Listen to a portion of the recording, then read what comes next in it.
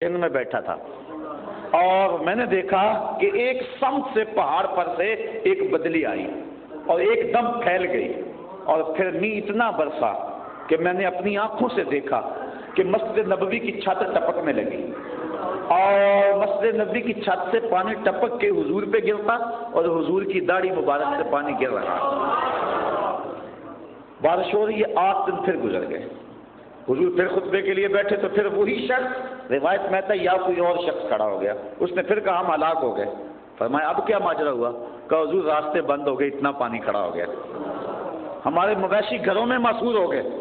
تو آقا کریم نے پھر آسمان کی طرف دیکھا اور کہا اللہم حوالینا ولا علینا, اللہ اس بادل کو ایک طرف لے جا. راوی کہتا ہے کہ ادھر انگلی اٹھی ادھر بادل چھٹ گئے اور میں نے دیکھا دائیں بائیں پہاڑوں پہ بارش برستی تھی, لیکن مدینے کی جو سرزمین تھی اس سرزمین کے اندر بارش کا ایک قطرہ بھی نہیں گر رہا تھا, لیکن پانی کے جو قطرے تھے نا وہ پہلے چھت پہ تھے, وہ حضور پر گر رہے تھے. حضور کی داڑھی مبارک جو ہے اس سے پانی کے قطرے گر رہے تھے. جب می بند ہو گیا حضور نیچے بیٹھ گئے اور فرمایا کوئی ہے جسے میرے چچا کے شعر یاد ہو؟ اللہ اکبر. کوئی ہے جسے میرے چچا کے شعر یاد ہو؟ تو حضرت علی المرتضیٰ نے کہا حضور مجھے یاد ہے. تو پھر مجلس لگ گئی. حضور کی نعت حضرت علی نے پڑھی جو لکھی تھی حضور کے چچا نے, اور یہ شعر پڑھا اب یاد ہو یستسقى الغمام بوجهه سماج الیتاما وعصمۃ للارامل, یہ میری گوری رنگت والا بھتیجا جس کے چہرے کی چمک سے جو ہے وہ نور سے آسمان سے بارش برستی ہے. حضور فرمایا آج میرے چچا ہوتے تو بڑے خوش ہوتے. اللہ اکبر. تو اس دور کے اندر بھی حضور دکھیوں, غریبوں اور بیواؤں کے کام آتے رہے, اور جب حضور کے اوپر نبوت کی گراں بار ذمہ داریاں آئیں وہ تو ایک دور ایسا تھا کہ حضور علیہ السلام ہر وقت مستعد تھے, اور کس انداز کے ساتھ حضور نے گری ہوئی قوم کو جو ثریا کی بلندیوں تک پہنچایا اور رفعتیں دی حضور نبی رحمت صلی اللہ علیہ وآلہ وسلم نے. آج پوری کائنات کا ایک ایک ذرہ حضور کا مرہون منت ہے. یہ جو پچھلی حکومت پلٹ کے گئی ہے دعا کرو واپس پلٹ کے کبھی نہ آئے, اور یہ جو موجود ہے اللہ ان کو بھی ہدایت عطا فرمائے. اس وطن کے اندر یہ نظام مصطفیٰ کی بہاریں لائیں, اور یہی اس وطن کا مقدور ہے. ہزاروں ماؤں نے اپنی ممتا بری گودیاں اسی لیے قربان کی تھی. جب ماں کی گود سے بچہ چھین کے سکھ کرپان کی نوک پہ چڑھاتا تھا تو ماں زور سے کہتی تھی پاکستان کا مطلب کیا؟ لا الہ الا اللہ. آج وہ بوڑھی ماں رو رہی ہوگی, آج وہ بوڑھی ماں تڑپ رہی ہوگی. کیا اسی لیے تقدیر نے چنوائے تھے تن کے بن جائے نشیمن تو کوئی آگ لگا دے؟ یہ چند لوگوں کی عیاشی کے لیے ملک نہیں بنا تھا, یہ تو نظام مصطفیٰ کے جو ہے وہ نفاذ کے لیے بنا تھا. قائد اعظم محمد علی جناح علیہ الرحمہ نے کہا تھا ہم ایسی ایک تجربہ گاہ چاہتے ہیں جہاں اسلام کے اصولوں کا تجربہ کیا جائے اور دنیا کو دکھایا جائے کہ یہ اسلام کا نظام ہوا کرتا ہے. لیکن افسوس بن گئے تن کے نشیمن کے کفس کی تیلیاں, بن گیا کیا چلے تھے ہم کیا بنانے کے لیے. دعا کرو اللہ اس وطن کو نظام مصطفیٰ کی بہاریں عطا.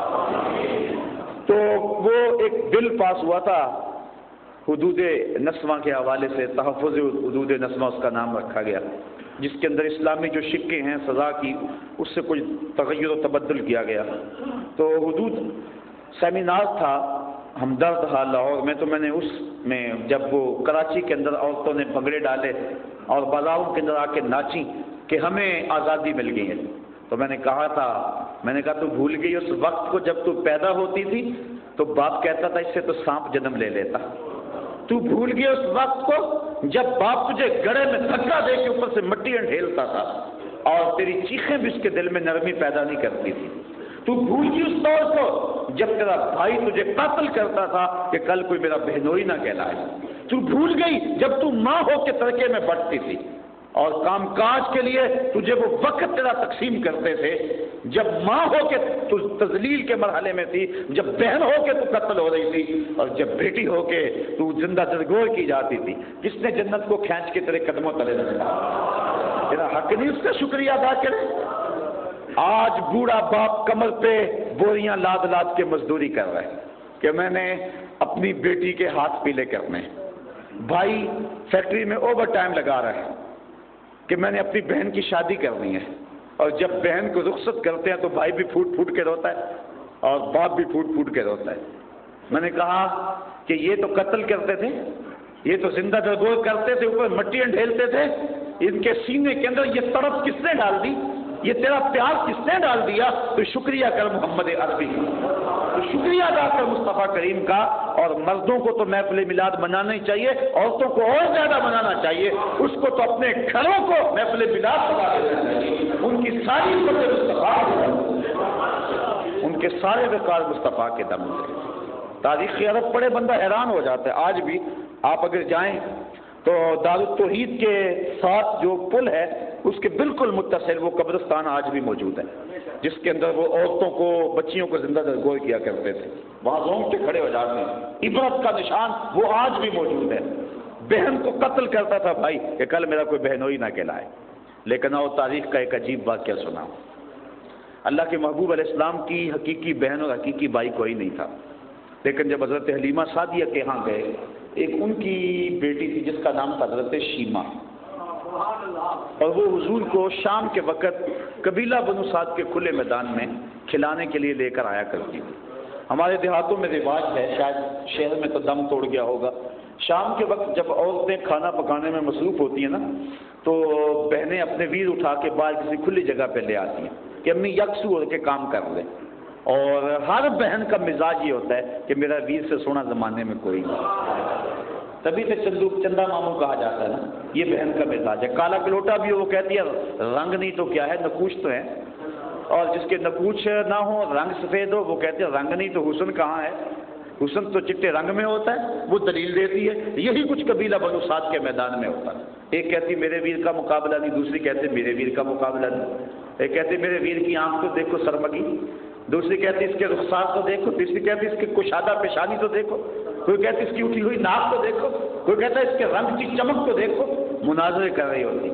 اتنے میں حضرت شیمہ اپنے ویر محمد کو اٹھا کے صلی اللہ علیہ وسلم، اور دوسرے کہتی نہیں میرا ویر بھی آ گیا، اللہ ویر سونے ہو تو بہنوں کو ناز ہوتا ہے، کہتی میرا ویر بھی آ گیا، وہ کہتی نہیں شیمہ تیرے ویر کا مقابلہ تو نہیں ہے۔ کہ حضرت شیمہ حضور کو گود میں لے کے چمٹا لیتی اور کہتی ربنا ابق لنا محمد حتی اراه یام انبا مددا، اے اللہ میرے ویر کو نظر نہ لگے، آج یہ بچوں کا سردار ہے، کل ان آنکھوں سے دیکھوں جوانوں کا سردار۔ شیخ محقق نے مدارج النبوہ میں لکھا حضرت شیمہ کا ایک قبیلے میں نکاح ہو گیا، بچے ہو گئے، حضور مکے میں آئے 53 سال گزارے، مدینہ شریف چلے گئے۔ جس قبیلے میں حضرت شیمہ کی شادی ہوئی تھی اس قبیلے سے غزوہ ہوا، اللہ نے اسلام کو فتح دے دی، اس قبیلے کے کافی لوگ گرفتار ہو گئے۔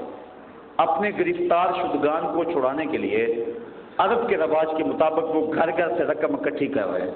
جب حضرت شیمہ کے گھر آئے کہا تمہارا حصہ اتنا بنتا ہے، کہانی سنائی کہ ہماری لڑائی ہوئی ہے، اتنے بندے مارے گئے، اتنے گرفتار ہو گئے۔ باتوں باتوں میں حضور کا تذکرہ آ گیا اور کسی کے لب پہ حضور کا نام آ گیا۔ جب حضور کا نام سنا تو حضرت شیمہ کی آنکھوں کی پتلیاں خوشی سے پھیل گئی۔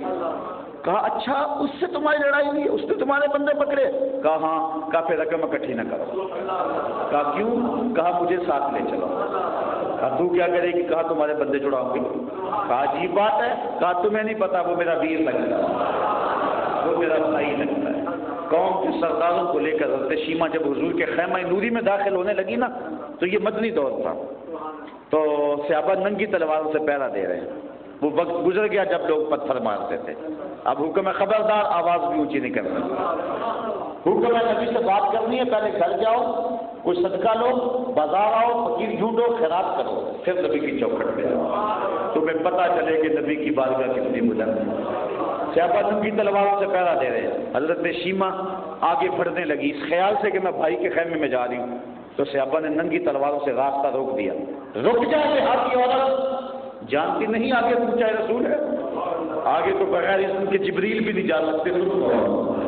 تو جب صحابہ نے راستہ روکا تو حضرت شیمہ نے تلوار کو جھٹک کے پیچھے کرتے ہوئے کہا خلو سبیلی وعلموا انا اخت نبیکم، میری راہیں چھوڑ دو، مجھے جانتے نہیں میں کون ہوں، میں تمہارے نبی کی باسی لگتی نہیں۔